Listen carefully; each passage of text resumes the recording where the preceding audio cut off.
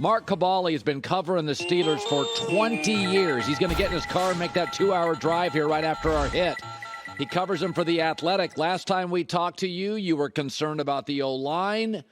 You were concerned about the offensive coordinator. I was concerned about Mitch Trubisky. It's all been realized. It's all come true. So in your city in which you live and cover, how much patience do they have? If they lose tonight and they sputter offensively, what's the reaction in Pittsburgh tonight, Mark? Well, the reaction would be probably the same as it was the past 2 weeks or the past month. Get Mitch out of there and put Kenny Pickett in because that's who they wanted in the first place. That's been called for a while now by the fans and the people that, I won't say cover the team, but the people who call themselves fans of this team. Now, Mike Tomlin might be a little bit different right there. He's exercising his patience, which means he wants to stay with Mitch Trubisky until the absolute bitter end. If you know anything about Tomlin, he's a pretty stubborn individual. He made this decision to go with Trubisky months ago, and it's going to take more than a couple games of poorly played offense for him to yank him. So unless they somehow find their offense in one night here, I think it's going to be much of the same. We wake up tomorrow morning and everybody in Pittsburgh is going to want to fire Matt Canada and replace Mitch Trubisky with Kenny Pickett. Here's what would worry me. Tomlin's got control of the locker room, but you have a lot of gifted young wide receivers. They're kids. And if he's not getting the ball to those kids, they bail, they grumble, they talk. And you can split locker rooms up really quickly, Mark. You've been covering this for 20 years. You can lose games. You can also lose a locker room. And those young receivers are stars, and they're not getting the ball downfield. How concerned are you that is going to become a fissure in the locker room? You know, it happened right after the game against the Patriots, but the interesting part is they weren't coming after Mike Tomlin more than they were coming at Matt Canada in the play calling. I haven't seen anything like this in my 20 years of covering the team, and you're 8 quarters into the game, and you're having these young guys saying, throw me the ball, get me the ball, I'm open, run your own plays in the huddle to Mitch Trubisky, and Trubisky's basically saying, hey, let's stick to the plan here. I'm basically the voice of reason.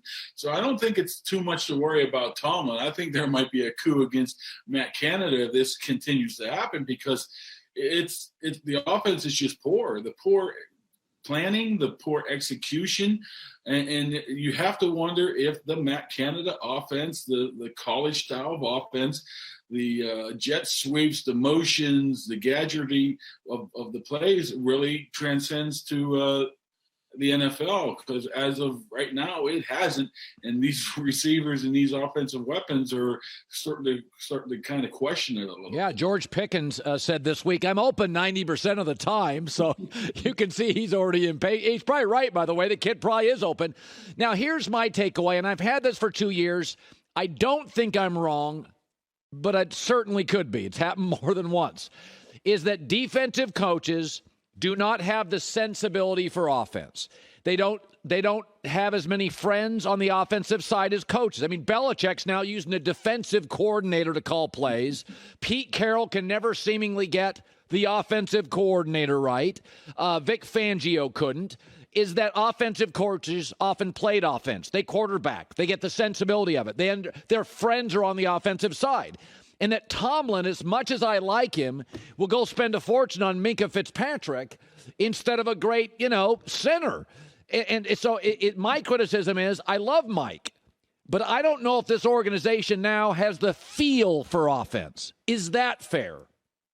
That's tough because, you look back 5 or 6 years ago, they spent a lot of money on that offense. It's almost like it's flipped now to the defensive side of the ball because they're rebuilding on offense. You got a lot of guys on their first-year contracts right now. The entire offensive line, the quarterback's under his, he's making $7 million a year, probably the least of any starting quarterback.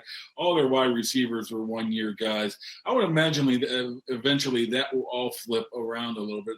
I agree with you of being friends with somebody like, maybe a Matt Canada and thinking he might be better off for the job than he may be.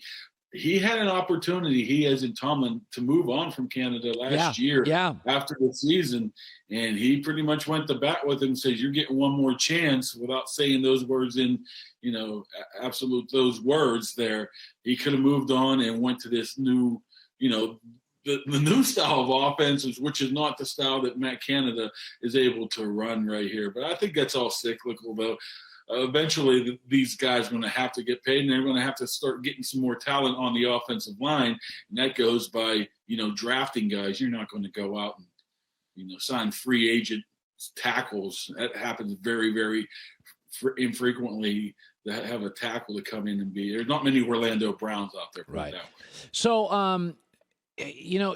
I have this theory that Tomlin knows what gets you in trouble as a coach, Matt Nagy in Chicago, is when you go back and forth. Brian Flores, back and forth with a quarterback. You look disorganized. The aesthetic is this team doesn't know what they're doing. They don't have a plan. That Tomlin knows I'm going to Pickett.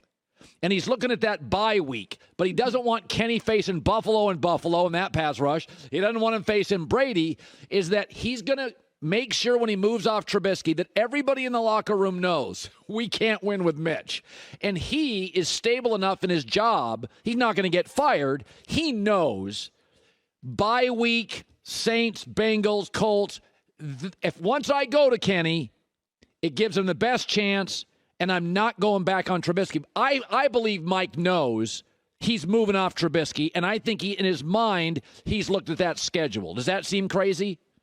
Well, he would never tell you that. He's one game at a time, Mike, right? But you look, there's not many places among that schedule where you can slide Kenny Pickett in and assure him to have a pretty easy run of it, especially over these next 5 or 6 weeks. But I understand what you're saying. When you put Kenny Pickett in there, there is no coming back. That's right.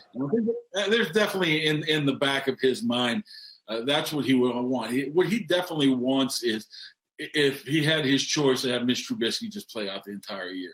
That's been from day one, and just started all over next year with Pickett, have Trubisky start the whole season here. I'm talking about, but I don't know if you can get to that point. If you get to the point late in the season and you're, 4-10, why not give him a shot right there? But once again, this organization is built on stability. Mike Tomlin's built on stability, and that's all they're pounding into anybody's head. So something really, really has to go wrong for him to make that change at a whim. It's going to have to be weeks upon weeks of Mitch Trubisky just failing, and they come to the conclusion that he cannot be a professional number one, the QB1 in this league, for him to make that move. And remember, Tomlin's never had to dealt with this.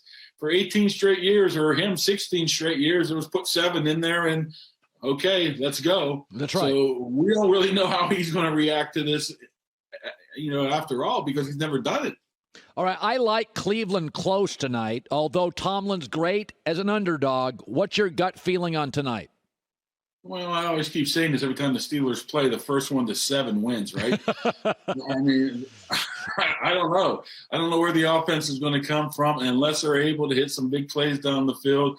I just don't see it. I think this is going to be one of those ugly games, one of those Patriot games we saw last week, one of those 17-14 games. Give me the home team, but it's not going to be a pretty game to watch. Mark, great seeing you again. Have a nice drive. Be safe, and thanks.